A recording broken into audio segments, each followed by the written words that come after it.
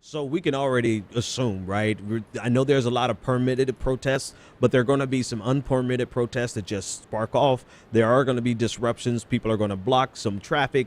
They're going to, they're going to do all of this. So in those in those types of protests, we can just guarantee you're going to be arrested, right? Yeah. So once you're arrested, you're taken to jail. You're taken to the station, or you're put in there, just sitting inside of their van for a few hours, which I read happened in Baton Rouge last week.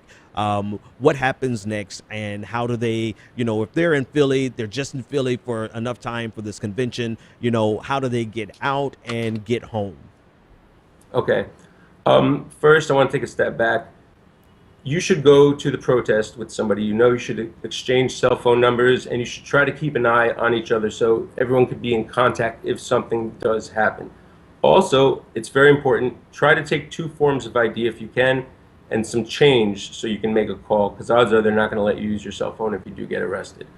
Try not to have anything that you don't need on you, whether it be anything that's not necessary to be there, because that's going to give them an excuse to try and arrest you. And plus, if they do arrest you and they find something that shouldn't be there, it's going to just make any charge worse. But while you're sitting, you could actually be sitting there for up to 6 hours. But during that process, immediately the first thing you say is, "I want my attorney."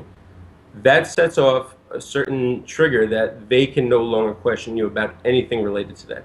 Very important that you don't sit there and talk to other people, because they can listen in. When you have your right to call the attorney, be very careful of what you say, because again, the police officers can record almost anything that goes on in the cell or the jailhouse, whatever it might be. But the most important thing to do is try to get a few numbers of attorneys or people that will be down there. I have a number for the ACLU of Pennsylvania. It's 877-745-2258. And there's also another organization that's specifically set up for the protest. It's called Up Against the Law Collective. Their number's 484-758-0388. So if you don't have an attorney specifically, reach out to one of those people. Yep. Other than that, you're going to just have to wait there till they process you or release you with a desk ticket appearance. Again, don't say anything. Don't try to say, "I was only doing this, I was only doing that." You have a right to not say anything. You have a right to not say anything you don't want. Even when the officer detains you before arrest, if he asks you questions that you don't want to answer, you don't have to answer. You have a right to not respond. Odds are he can try to manipulate that into some sort of suspicion, but you have a right to be silent. You have a right to not incriminate yourself. You have a right to have an attorney during any portion after the arrest.